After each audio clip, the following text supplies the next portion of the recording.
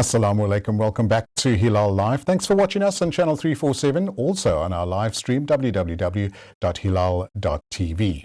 Now, amidst the escalating Israeli aggression in Gaza, a beacon of hope shines through the darkness in a form of a pro-Palestine children's colouring book. This unique publication, aptly titled From the River to the Sea, a colouring book, ingeniously combines education and entertainment to raise awareness about the plight of Palestinians. We now link up with the author of this amazing publication, Nathi Ngubane, who's going to tell us a bit more. Good evening, Nathi, and welcome to Hilaal Live. Good evening, Lukman. Thank you so much for having me this evening, and good evening to all your listeners. Thank you so much for affording us your time, Nathi. Tell us about this amazing project. I mean, how did this all come together? And it's such a wonderful way of illustrating what's going on with our brothers and sisters in Gaza. Well, we've all seen the horrific events in the last 6 months as Israeli military rained down destruction in the Gaza Strip, killing thousands of Palestinians and displacing millions more. Mm-hmm.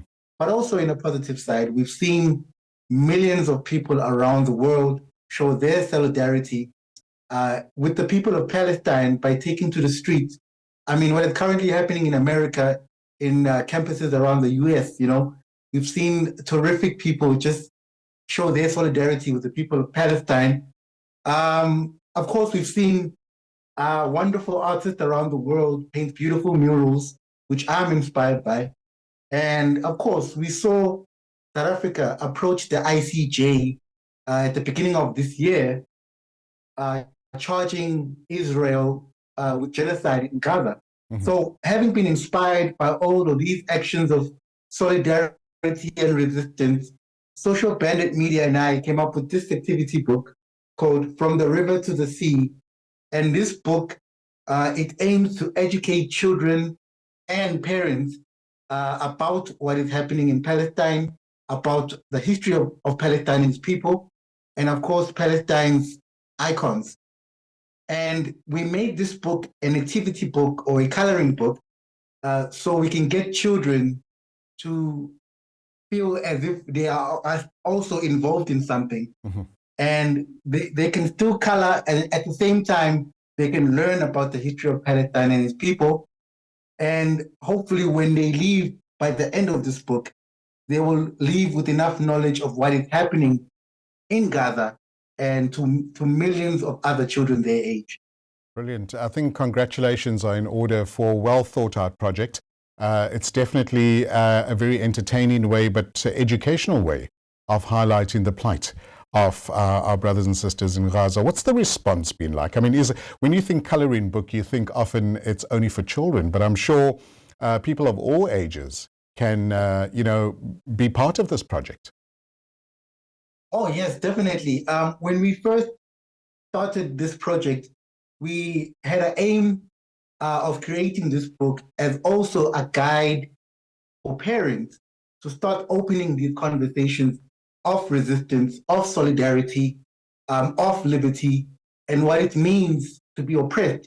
So we wanted to make this book as easy to digest for the little ones with this information, because we do also understand that this type of subject matter would be quite difficult and quite confusing for a child. So with this book, we aimed to make all of the information as easy as possible. And also we just wanted to rather focus on celebrating Palestine and its people. And the response has been quite overwhelming. I'm entirely grateful for everyone that supported the project. We've just had a launch on Saturday, Mm-hmm. our first launch in Johannesburg at Book Circle Capital, where I spoke about the book and why we created it. And after the event, 75 copies were all sold out at the bookstore. And just to also give you some numbers about the response, we have sold close to 2,300 books since our launch in January, with all proceeds going to Penny Appeal, South Africa's project in Gaza. We've also signed a deal with a bookstore in New York called 1804 Books, where they will be distributing the books in the United States. So, the response has been quite overwhelming. And I always like to also quote Nelson Mandela that we are not free until Palestine is free. Absolutely. Well spoken. And, those words echo in our hearts and in our minds forever when we see the plight of what's happening in Gaza as well. The material in the book, how did you go about selecting what to use? I would imagine there's a lot of research that must have been done. Did you have to consult various stakeholders when creating the book? Well, to make the book easy to digest for the little ones, we had to consult with a group of incredible individuals, including some Palestinian journalists. And when we created this book, we had in mind to show themes of Palestinian resistance, Palestinian history, Palestinians' plight for freedom, and hope throughout the book. Now, in order for us to do that, we had to avoid depicting Palestinians as helpless during this horrific time in our history. We wanted to rather focus on their bravery and courage during this, destructive time. Yeah. And also, we also wanted kids to also learn about other kids their age, yes, who are making remarkable contributions to the fight for their freedom. I mean, look at 9-year-old journalist Lama Abu Chamus. I mean, she's absolutely amazing. She goes around interviewing other kids, 7 and 8-year-old, about their experiences in Gaza and, their plight and, what they have gone through throughout the day. So children like Lama are absolutely inspirational. And that's what the aim for this book, to also teach South African kids and kids globally about other children who are fighting the good fight in Gaza. Absolutely. And who are making a big difference. Absolutely. What's the response been like from the South African public, from organizations? Have they assisted you? Are they, are they wanting to network with you and maybe take this to other parts of the world? Oh, yes. I've had overwhelming support about the book since the book came out. So the book is currently being translated into Portuguese, and it will also be going to Mozambique soon. The response has been quite huge in South Africa. Our turnout for our first event or book launch that we just came out of this weekend was quite big. And as I said, 75 copies were sold out after the launch, which then go to show that people are really connecting with this book. And, children get to learn how to color. It's a color by number book, by the way. So children can learn to color. We've also left spaces in the book where children can create their own murals for Gaza and Palestine. And, the feedback from parents have been quite overwhelming as well. A lot of parents have told me that, this book has made it easier for them to open the conversation of what is happening in Palestine. And most importantly, just to teach that Palestine is a place that exists and how Palestine was like before 1948. So the response has been quite overwhelming. I had to do my own research as well through creating this book. And before October 7th, I was aware of what was happening in Gaza.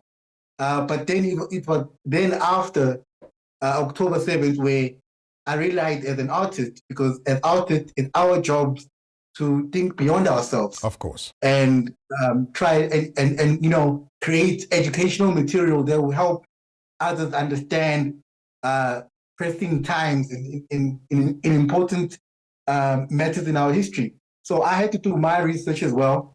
And I must say I learned a lot. I got to learn about Palestine's icons, the Nakba, the occupation, Palestine's plight for freedom. So this book personally also taught me a lot about Palestine, and I've been very, very overwhelmed for the response that we've been getting. Fantastic. Once again, congratulations. Huge kudos to you for taking this to the rest of the world as well. Also putting South Africa on the map in leading the charge for the plight of our brothers and sisters in Palestine. With your unique skill set as a cartoonist and working in this field, what advice do you have for others that could also embark on very similar projects to highlight the oppression that's been happening? Well, art is an effective tool for both education and communication. And, in a world where many of us cannot read, art can really get us to connect and relate. Yeah. And as an artist, it's our responsibility to find our voice. And I know it can be difficult to channel our fears, channel our sense of pride and resistance, and hope in our illustrations. But I would like to say that if you are an artist, or if you want or aspire to be an artist, you must first put the community first, of course, and try and fight the good fight by making sure that everything that you represent has good research behind it, and you are putting on the good fight by helping the world, and especially children, because they are our future. Absolutely. Helping children understand and learn complicated discussions through illustrations and art, and of course through writing as well. Author of The River to the Sea, a colouring book, Mr. Nathi Ngubane, thank you so much for affording us your time. Congratulations on a wonderful project, and may all your future projects go from strength to strength. Have a great evening. Thank you, Lukman. Thank you so much for having me. My pleasure. Have a good one. My pleasure. There we go. Go and check it out on all the good social media and how you could get your hand on that amazing book called The River to the Sea, a colouring book by Nathi Ngubane. After the break, we chat to Matthew Parks from COSATU about the two-pot pension system. You are still watching Hilaal Live.